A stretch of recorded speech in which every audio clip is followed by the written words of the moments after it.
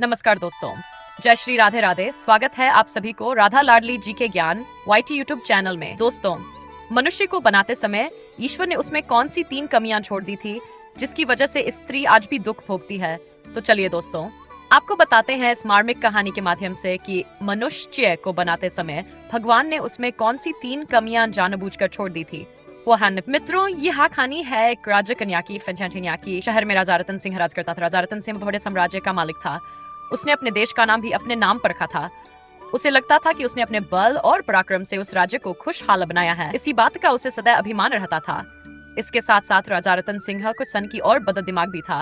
वो अपने खिलाफ सुनना पसंद नहीं करता। जो राजा की निंदा करता था, राजा उसे कठोर दंड देता था, चाहे वह उसका कोई सगा ही क्यों न हो। वह हमेशा पंचकों से खुश रहता था जो उसके मुंह पर झूठी उसकी प्रशंसा के पुल बांधा करते थे। कहते हैं, जिस पुरुष की ज्वारी चाटुकार और बेस्या प्रशंसा करती है और वह उनकी प्रशंसा में फंसा रहता है, तो उस पुरुष को मरा हुआ समझना चाहिए, क्योंकि ऐसा व्यक्ति अतिशीघ्र नष्ट हो जाता है। जो राजा सदा बुद्धिमानों से और कड़वी बात कहने वाले अपने तैश हों से द्वेष रखता है और पंचकों से खुश रहता है, वह कभी अपने अंदर के दुर्गुणों को नहीं देख पाता, इसीलिए अतिशीघ्र नाश को प्राप्त होता है। कहते हैं, जो मनुष्य नट, गवैया, दुष्ट स्वभाव वाले बेस्या, पहलवान जन और लोगों में अत्यंत आसक्ति रखता है, वह निंदा के योग्य होता है। ऐसे लोग ही अतिशीघ्र शत्रु के शिकंजे में पड़ जाते हैं। राजा रतन सिन्हा पराक्रमी तो था ही, पर उसमें यही सब दोस्त थे। राजा रतन सिन्हा की 5 बेटियां थी। एक दिन उसे अपनी प्रशंसा सुनने की ऐसी सनक चढ़ी कि वह अपनी 5 बेटियां और रानी को पास बैठाकर उनके विचार जानने लगा कि वे सब उसके बारे में क्या सोचते हैं। सबसे पहले उसने अपनी रानी से पूछा, हे प्राण प्रिय, हमें साथ साथ रहते काफी लंबा वक्त बीत गया है। आपकी मैंने हर इच्छा पूरी की, हर खुशी आपको दी जो आपने मांगी। अब आप मुझे ये बताइए कि इन सुखों और ऐश्वर्य को भोगने के पीछे किसका हाथ है। तब रानी राजा के सीने से लिपट कर कहती है, हे प्राणनाथ, मैंने जो पाया सब आपसे ही पाया। आप न होते तो क्या मैं ये सारे सुख भोग पाती। मेरा तो भाग्य आप ही हैं, मेरे भगवान आप हैं, मेरे प्राण आप हैं। आप है तो सब कुछ है, आप नहीं तो मेरे लिए कुछ नहीं है। रानी के जवाब से राजा गदगद हो गया। कहने लगा, रानी, तुम सत्य कह रही हो। सचमुच तुम संसार की सबसे श्रेष्ठ रानी हो। रानी के बाद राजा ने अपनी 5 बेटियों से यही बात पूछी कि पुत्रियों, तुम्हें यह सुख किसके भाग्य से भोगने को मिल रहा है। राजा की बात का उत्तर देते हुए उसकी 4 बेटियों ने उसके मन के मुताबिक बात कही, जिसे सुनकर राजा फूला नहीं समाया और उन्हें अपने सीने से लगा लिया। लेकिन राजा की छोटी बेटी सुलोचना ने ऐसी बात कही जिसे सुनकर राजा का पारा 7वें आसमान पर चढ़ गया। सुलोचना ने कहा, पिताजी, मैं जो कुछ भोग रही हूँ वो मुझे मेरे ही भाग्य से मिल रहा है। मैं तो उस भगवान को नवाद दूंगी जिन्होंने मेरा भाग्य लिखा, इतना अच्छा भाग्य लिखा, जो मुझे एक राजा की पुत्री के रूप में जन्म दिया। ये मेरे प्रबल भाग्य का ही फल है जो मैं आपकी कन्या बनी, वरना भगवान मुझे किसी गरीब के घर में पैदा कर सकते थे। मेरा भाग्य अच्छा है जो मैं ये सुख भोग रही हूँ। आप तो सिर्फ निमित्त मात्र हैं। ईश्वर सबको उसका भाग्य देकर धरती पर भेजता है, किसी को राजा के घर में, किसी को रंक के घर में, और सब अपने अपने भाग्य अनुसार कर्म करते हैं और सुख दुख भोगते हैं। आपको ये राजगद्दी देने वाला भी तो भगवान ही है। यदि वह आपको राजा न बनाते तो आप किस पर घमंड करते। तब भी क्या आप हम सोचते कि हम दुख किसके भाग्य से भोग रहे हैं। सबका भाग्य लिखने वाला तो भगवान है। जीवन के सारे सुख दुख मनुष्य के स्वयं के कर्मों की उपज है। न कोई किसी को सुख देता है, न कोई किसी को दुख। सब अपने कर्म और भाग्य अनुसार प्राप्त होता रहता है। सुलोचना के जवाब ने राजा की थरिया चढ़ा दी थी, लेकिन किसी तरह से उसने अपने पर काबू किया और बड़े प्यार से बोला, बेटी, लगता है तुम मेरी बात ठीक से समझ नहीं पाई। तुमने नादानी में ये सब बातें कह दी। मैं ये जानना चाहता हूँ कि वर्तमान में तुम जो भोजन करती हो, तुम जो राजसी सुख मिल रही है, तुम जो हाथी घोड़ा रथ पालकी पर बैठकर घूमती हो, इन सब सुख सुविधाओं को देने वाला कौन है। इतना कहकर राजा शांत होकर अपनी बेटी सुलोचना के मुख की ओर देखने लगा। उसे ये उम्मीद थी कि उसकी बेटी ये कहेगी कि सुख सुविधाएं देने वाले आप हो, परंतु सुलोचना ने राजा के मन को फिर से फेर दिया। सुलोचना बोली, पिताजी, मैं बड़े होशो हवास के साथ कहती हूँ कि मुझे मिलने वाली सारी सुख सुविधाएं, भोजन, वस्त्र आदि सब मेरे भाग्य से ही मुझे मिल रहा है। यदि आप मुझसे झूठ सुनना चाहते हो तो मैं कह सकती हूँ कि यह सब देने वाले आप हो, पर मेरे झूठ बोलने से भी सच नहीं बदल सकता। जब जीव माँ के गर्भ में होता है तभी उसकी आयु, कर्म, धन, ज्ञान और मरण निश्चित कर दिया जाता है। आप लाख कोशिश कर लो,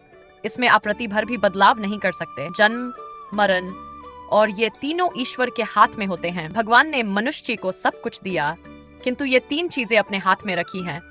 उसे कहाँ, किस देश में, किस राज्य में, किस जिले में, किस गांव में, किस घर में जन्म लेना है, कौन उसका माँ बाप होगा, कौन उसका पति या पत्नी होगा, वह कितना गुणवान और धनवान होगा, कब और कैसे उसका मरण होगा, ये सब बातें ईश्वर तय करता है। मनुष्य तो निमित्त मात्र है।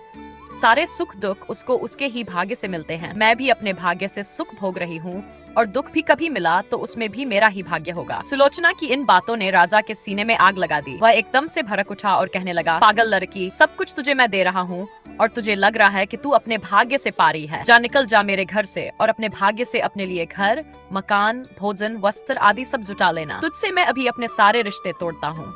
आज के बाद मैं तेरी शक्ल भी नहीं देखूंगा। न मैं तेरा पिता हूँ और न तू मेरी बेटी। राजा रतन सिन्हा का आदेश सुनकर सुलोचना रोने लगी। रोती हुई वह उनके पैरों में गिर पड़ी और बोली, पिताजी, इतने निर्दय ना बनिए। आप मेरे जनक हैं। आप मुझे घर से निकाल देंगे तो मैं कहाँ जाऊंगी? इस दुनिया में मैं किसी को जानती पहचानती नहीं। मैं इस घर में जन्म लेकर आई हूँ तो इस घर में रहने का मेरा पूरा अधिकार है। आप मुझे निकालकर अन्याय कर रहे हैं। आप मुझे दूर करके अपनी जिम्मेदारियों से मुख मोड़ रहे हैं। एक बूढ़ा व्यक्ति जब वृक्ष लगाता है तो वह ये सोचकर नहीं लगाता कि उस वृक्ष के फल उसी को खाने को मिल जाएंगे। जब तक वृक्ष फल देने लायक होता है तब तक उसकी मृत्यु भी हो चुकी होती है। यदि वह ये सोच ले कि जब फल मुझे खाने को नहीं मिलेंगे तो मैं वृक्ष क्यों लगाऊं, तो ऐसे तो फिर कोई वृक्ष लगाएगा ही नहीं। लेकिन नहीं, वह अपने परिवार के प्रति ऐसा करके अपना धर्म निभा रहा होता है। उसी तरह जब तक मेरा विवाह नहीं हो जाता तब तक आप अपना पिता होने का धर्म निभाएं। बदले में मुझसे किसी चीज की उम्मीद मत करिए। मेरा धर्म आपके प्रति क्या बनता है ये मैं जानती हूँ। सुलोचना बार बार अपने पिता के सामने रोती गिड़गिड़ा रही थी, लेकिन राजा तो मानो उसे अपना शत्रु माने बैठा था। उसने लात मारकर लड़की को दूर झटक दिया और बोला, ये मेरा घर है, इस घर में तेरी परछाई भी नहीं पड़नी चाहिए। मित्रों, उसी समय राजा ने अपनी दासियों से कहकर सुलोचना के वो वस्त्र और आभूषण सब उतरवा लिए और गंदे, सड़े, फटे पुराने वस्त्रों को पहनाकर दूसरे राज्य के जंगलों में छोड़ देने का आदेश दिया। राजा के सिपाही सुलोचना को रथ में बैठाकर ले गए और अपने राज्य की सीमा से बाहर जंगलों में छोड़ आए। बेटी को देश निकाला देकर राजा रतन सिंह बहुत खुश हुआ। ऐसा करके उसने अपने घर, परिवार और संपूर्ण राज्य को यह संदेश दे दिया था कि राजा के खिलाफ बोलने का अंजाम क्या होता है। उसके राज्य के सभी नर नारी अब तो उसकी झूठी प्रशंसा के पुल बांधते थे। राजा सोच रहा था कि अब उस मूर्ख लड़की को पता चलेगा कि उसके जीवन में मेरा कितना महत्व था। जंगलों में भटक भटक कर जब वह भूख प्यास से मरेगी तो उसे समझ में आएगा कि मैं ही उसे खिला पिला रहा था, मेरी वजह से ही वह सुखी थी। मित्रों, उधर राजकुमारी सुलोचना दूसरे राज्य के जंगलों में भूख प्यास से भटकने लगी। भटकते भटकते वह मार्ग पर जा पहुंची, जो मार्ग सीधा एक शहर विजयगढ़ के लिए गया था। विजयगढ़ राजा वीर प्रताप की राजधानी थी। लड़की रोती हुई, थकी हारी, गंदी भूषा में उसी मार्ग पर बैठी थी। उसी रास्ते में से एक धनी सेठ मंगूमल गुजर रहे थे। वे कहीं विदेश से व्यापार करके अपने शहर लौट रहे थे। राह चलते मार्ग में जब एक दुखी पीड़ित स्त्री को बैठे देखा, जिसकी हालत बड़ी ही दयनीय थी, कोई भिका मालूम पड़ रही थी। सेठ ने उस निर्जन स्थान पर स्त्री को बैठे देखा, यह तो उसने अपनी बग्गी रोक ली और नौकरों से कहकर उस स्त्री को अपने रथ में बैठा लिया। सेठ ने पूछा, बेटा, तुम कौन हो और यहाँ इस हालत में कैसे पहुँची? स्त्री ने सेठ को अपनी पूरी आती सुना डाली। सुनकर सेठ को सुलोचना पर बड़ा तरस आया। उसने कहा, बेटी, तुम चिंता ना करो। तुम्हारे पिता ने तुम्हें घर से निकाल दिया, लेकिन मैं तुम्हें आज से ही अपनी बेटी मानता हूँ। मेरे घर में भी कोई बेटा बेटी नहीं है। मुझे एक बेटी मिल जाएगी और तुम्हें एक पिता। भगवान जो करता है वह अच्छा ही करता है। सेठ मंगूमल उसे लेकर अपने घर पहुंची तो सेठ की पत्नी भी सुलोचना को पुत्री रूप में पाकर बड़ी खुश हुई। शैतानी ने सुलोचना को नहलाया धुलाया और उसे अच्छे वस्त्र आभूषण पहनाए। कई दिनों की भूखी प्यासी थी तो उसे जल्दी जल्दी बनाकर भोजन कराया और अपनी छत पर आई तो सुलोचना भी अपनी छत पर खड़ी होकर राजा वीर प्रताप के ऊपर पुष्प वर्षा करने लगी। राजा वीर प्रताप भी अभी युवा ही थे। जल्दी में ही उन्होंने राज्यभार संभाला था। सुलोचना पर जब राजा की नजर पड़ी तो वो उसकी सुंदरता पर मुक्त हो गया। उसने अपने मंत्री से कहकर सेठ के घर खबर भिजवाई कि राजा साहब आपकी बेटी से विवाह करना चाहते हैं। सेठ तो वैसे भी किसी अच्छे वर की तलाश कर रहा था। सुनकर कि राजा साहब उनकी बेटी से विवाह करना चाहते हैं तो सेठ की खुशी का कोई ठिकाना नहीं रहा। सेठ ने बिना देरी किए ही सुलोचना का विवाह राजा वीर प्रताप के साथ कर दिया। सेठ की बेटी अब इतने बड़े राज्य की महारानी बन चुकी थी। ये उसका भाग्य ही था जो परिस्थितियां उसके अनुकूल बनती चली गई। रानी बनकर सुलोचना ने सारी खुशियां पाली थीं। कुछ समय बाद सुलोचना ने एक पुत्र को जन्म दिया। पुत्र की खुशी में राजा ने अपने राज्य में बहुत बड़ा उत्सव मनाया और पूरे नगर की प्रजा को मिठाइयां बंटवाई। तब राजा ने अपनी रानी सुलोचना से कहा, प्रिय, हमारे पुत्र के जन्म की खुशी में हमने पूरे नगर में मिठाइयां बंटवा दी हैं। हम चाहते हैं कि हमारे यहाँ जेल में जितने कैदी हैं, उन्हें आप अपने हाथ से मिठाई बांटकर पुत्र के सुख भविष्य के लिए आशीर्वाद लेकर आइए। तब रानी सुलोचना मिठाई लेकर जब कारागार में जाती है तो उन कैदियों में उसके पिता रतन सिंह भी मौजूद थे, जिन्हें राजा वीर प्रताप ने जीतकर अपने बंदी गृह में डाल दिया था। सुलोचना अपने पिता को देखकर आश्चर्यचकित थी। उसने तो अपने पिता को पहचान लिया था, लेकिन राजा रतन सिंह अपनी बेटी को नहीं पहचान पाए। पिता को बंदी गृह में पड़ा देखकर उसकी आंखों में आंसू आ गए। उसकी वर्षों पुरानी घटना आज उसकी आंखों में तैरने लगी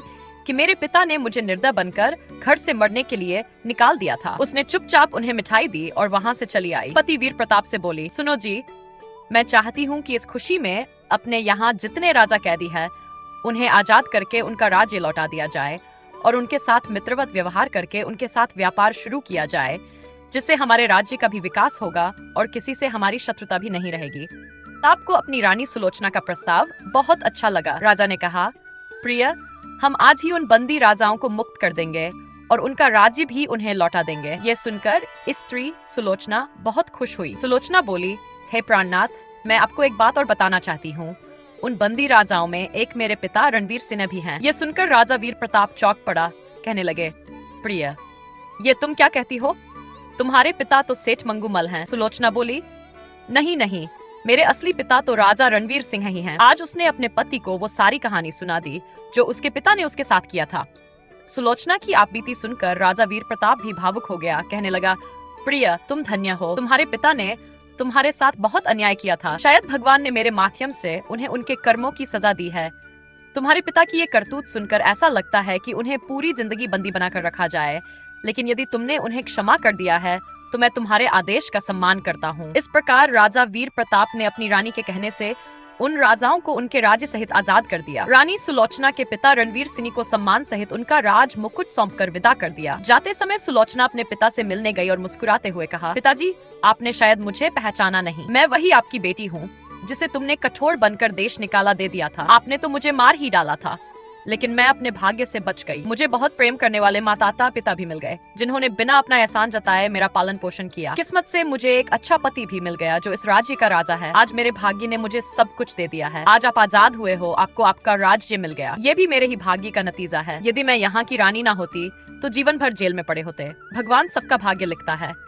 आज आपको अपना राज्य मिल गया, इसमें ही भगवान की मर्जी थी। सुलोचना की बात सुनकर राजा रणवीर सिंह लज्जा से पानी पानी हो गए। उनका सर झुक गया। वह अपनी बेटी के पैरों में गिर पड़ा और बार बार अपने किए की क्षमा मांगने लगा। आज उसे समझ आ गया था कि भगवान मनुष्य को अपनी सारी शक्तियां दे देता है, जिसकी वजह से मनुष्य स्वयं को ही सब कुछ समझने लगता है। पर वो ये भूल जाता है कि जन्म, मरण और वरण, ये तीनों की चाबी ईश्वर स्वयं अपने पास रखता है।